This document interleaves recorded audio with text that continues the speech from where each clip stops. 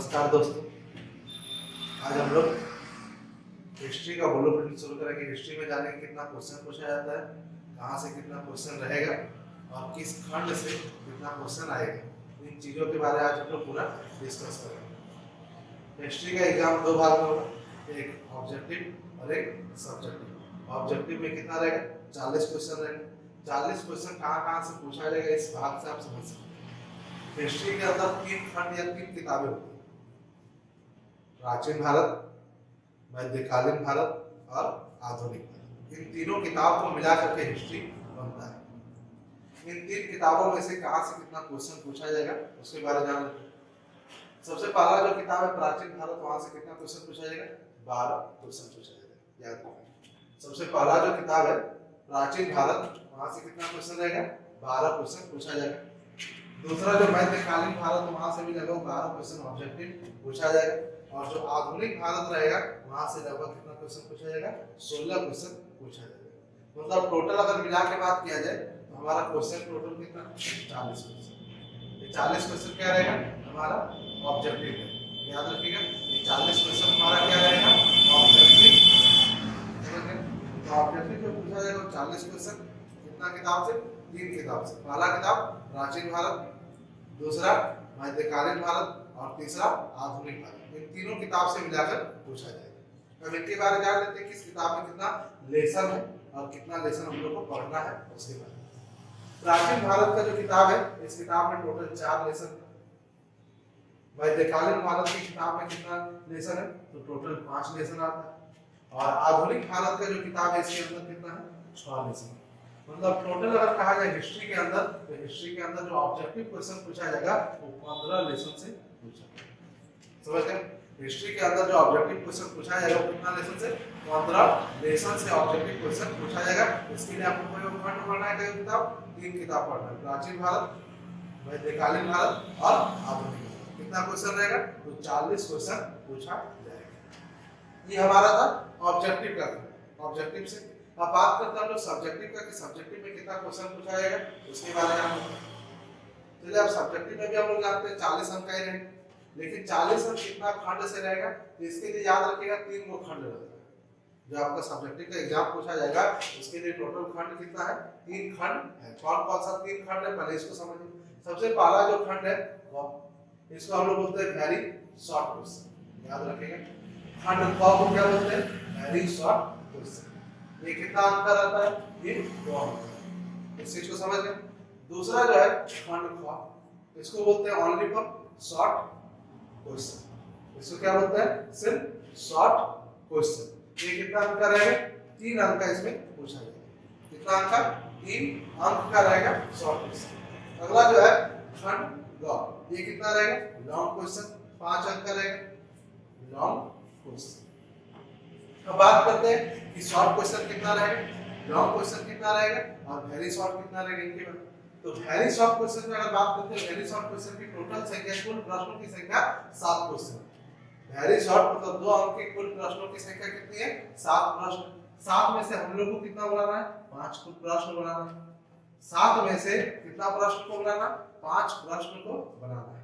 अब इन 5 प्रश्नों के लिए कितना अंक रहेगा? 2 अंक। तो 5 दूनी 10 अंक। समझ गए? तो खंड ख का जो हिस्सा है वहां से 10। बात करते हैं खंड ख की। खंड ख में भी कितने प्रश्न रहेंगे? तो कुल प्रश्न 7। बनाना कितना है? 5 प्रश्न बनाना। 7 में से 5 तो 5 प्रश्न, और प्रत्येक प्रश्न कितने अंक का रहेगा? 3 अंक का रहेगा। तो 5 दिया 15 अंक। अब बात करते हैं लॉन्ग क्वेश्चन खंड ग। खंड ग में कुल प्रश्नों की संख्या यहाँ कम हो जाती है। वहाँ 7 था, यहाँ आपका कुल प्रश्न कितना रहेगा? 5 रहेगा। और 5 में से हम लोग को कितना बनाना है? 3 प्रश्न। 5 में से 3 प्रश्न को बनाना है। मतलब 5 दिया 15 अंक। अब जोड़ लीजिए 15 15 30 और 10 40। ये 40 जो अंक हुआ ये कौन सा भाग से हो गया? आपका सब्जेक्टिव से। ये 40 अंक जो हुआ ये कौन सा एग्जाम में? सब्जेक्टिव एग्जाम में पूछा जाएगा 40। अब बात करते हैं कि किस किताब से कितना प्रश्न रहेगा उसके बारे में हम लोग इसमें डिस्कस करते हैं। अब बात करते हैं हम लोग खंड क। खंड का कितना अंक का रहेगा? 2 अंक का रहेगा। अब इसमें समझ गए कितना क्वेश्चन पूछा जाएगा, क्या क्या पूछा जाएगा। अब हम लोग जानते हैं पहले प्रश्न की संख्या, कि किस किताब से कितना प्रश्न पूछा जाएगा उसके बारे में डिस्कस कर लेते हैं। सबसे पहला किताब क्या है? प्राचीन भारत। कितना प्रश्न पूछा जाएगा? 2 प्रश्न पूछा जाएगा। ये सब हम 2 अंक के लिए बात कर रहे हैं, तो याद रखिएगा प्राचीन भारत से कितना प्रश्न रहेगा? 2 प्रश्न। मध्यकालीन भारत से भी कितना प्रश्न रहेगा? 2 प्रश्न। और आधुनिक भारत का जो खंड है वहां से कितना रहेगा? 3 प्रश्न रहेगा। मतलब टोटल अगर मिलाकर देखा जाए तो कितना प्रश्न हो रहा है? 7 प्रश्न या 7 क्वेश्चन हो रहा है। और 7 क्वेश्चन में से हम लोग को कितना क्वेश्चन बनाना है? तो 7 में से याद रखिएगा हम लोग को 5 क्वेश्चन को बनाना है। याद रखिएगा 7 में से कितना क्वेश्चन बनाना है हम लोग को? 5 क्वेश्चन बनाना है। तो किसके लिए था? 2 अंक के लिए। तो बात करते हैं 3 अंक। 3 अंक का देखते हैं। खंड ख 3 अंक। अब इसमें से भी लगभग आप जानते होंगे कि टोटल कितना क्वेश्चन पूछता है? 7 क्वेश्चन इसमें से भी पूछा जाता है। इसको भी देख लेते हैं। 7 क्वेश्चन जो रहेगा उनमें से प्राचीन भारत से कितना क्वेश्चन रहेगा? लगभग 2 क्वेश्चन रहेगा। याद रखिएगा 7 क्वेश्चन में से प्राचीन भारत से 2 क्वेश्चन, मध्यकालीन भारत से यहाँ ज्यादा क्वेश्चन रहता है, 3 क्वेश्चन लगभग पूछा जाएगा। और आधुनिक भारत से लगभग 2 क्वेश्चन आपका पूछा जाएगा। याद रखिएगा। तो आधुनिक भारत, मध्यकालीन भारत और प्राचीन भारत तीनों का मिलाकर कितना प्रश्न है? इसमें भी 7 प्रश्न। बनाना कितना हम लोग को? 5 क्वेश्चन को बनाना है। समझ गए यहाँ तक? अब बात करते हैं तीसरा खंड। जो तीसरा खंड है खंड ग। इसके बारे में कुछ हम लोग जान लेते हैं। खंड ग क्या है? 5 अंक का है।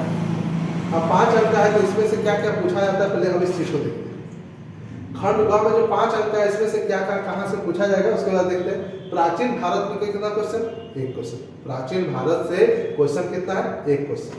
मध्यकालीन भारत से भी बात करें तो 2 क्वेश्चन। और आधुनिक भारत से अगर बात करें तो 1 क्वेश्चन। अब देखिए आप पहले समझ लीजिए। खंड ग का पहले जान लेते हैं। खंड ग। खंड ग कितना अंक का रहता है? 5 अंक का रहता है। इसी को हम लोग क्या बोलते हैं? Long question. याद रखिए लॉन्ग क्वेश्चन।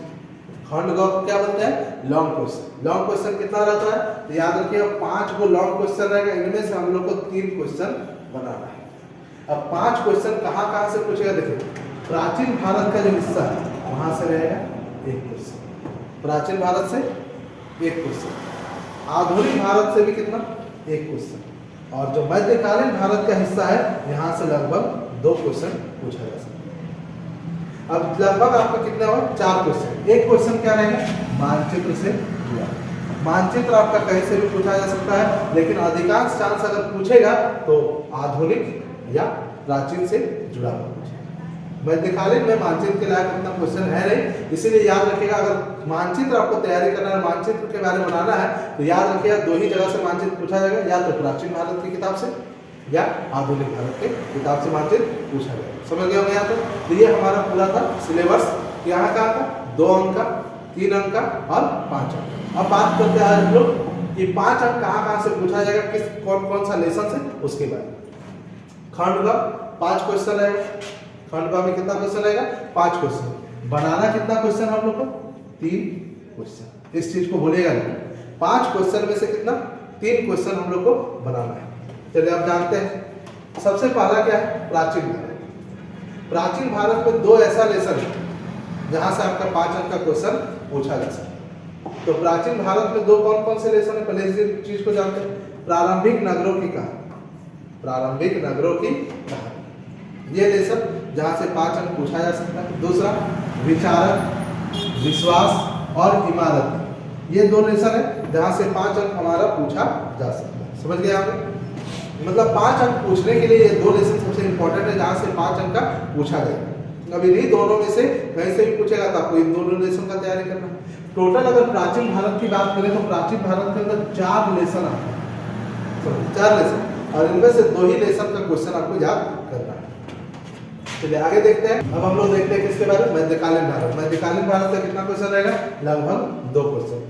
कहाँ से पूछेगा? लगभग 3 लेसन ऐसा है जहाँ से मध्यकालीन भारत से क्वेश्चन पूछा जा सकता है। इनमें से एक है भक्ति आंदोलन, एक विजयनगर साम्राज्य के बारे जहाँ से पूछा जा सकता है, और एक है मुगल दरबार। ये 3 लेसन सबसे इंपॉर्टेंट है जहाँ से आपका 5 अंक का पूछा जा सकता है। तो अगर इन 3 लेसन की तैयारी करते हैं तो लगभग 2 क्वेश्चन फिक्स है कि आएगा ही आएगा। समझ गए यहाँ तक? अब बात करते हैं हम लोग कौन सा? आधुनिक भारत। आधुनिक भारत के बारे में जान लेते हैं। आधुनिक भारत में क्या क्या है? ध्यान से। आधुनिक भारत से कितना क्वेश्चन पूछेगा? 1 क्वेश्चन पूछा जाएगा। आधुनिक भारत से 1 क्वेश्चन। कहाँ से? 1857 का विद्रोह। 1857 का विद्रोह यहाँ से पूछा जा सकता है, या समकालीन दृष्टि में गांधी नाम का एक लेसन है, यहाँ से पूछा जा सकता है। मतलब इन दो लेसन की अगर तैयारी करते हैं तो लगभग यहाँ से आपका एक क्वेश्चन आ ही सकता है। मतलब इनमें से अगर हिस्ट्री का टोटल अगर बात करते हैं, देखिए हिस्ट्री का अगर टोटल देखते हैं तो हिस्ट्री में टोटल 15 लेसन, 15 में से लगभग 6 से 7 लेसन ऐसा जहां से आपका 5 अंक पूछा जा सकता है। इनमें भी क्वेश्चन फिक्स होता है बदलाव, तो इनमें भी क्वेश्चन लिमिट है, ऐसा नहीं कि एक लेसन में 20 को 30 को क्वेश्चन है, क्वेश्चन की संख्या बहुत लिमिट है। अगर आप सही से क्वेश्चन को चुन के याद कीजिएगा तो लगभग 5 अंक का क्वेश्चन आपसे छूटेगा। तो इसीलिए हम लोग जानेंगे, अगला क्लास जब वीडियो बनाएंगे तो उसमें हम लोग जानेंगे कि 5 अंक के लिए कौन कौन सा क्वेश्चन हम लोग को तैयारी करना है और कितना लेसन के अंदर से तैयारी करना है। इस चीज़ को भी हम लोग उस वीडियो में डिस्कस करेंगे पिछला वाला। आज वीडियो यही समाप्त करते हैं। जय हिंद, जय भारत।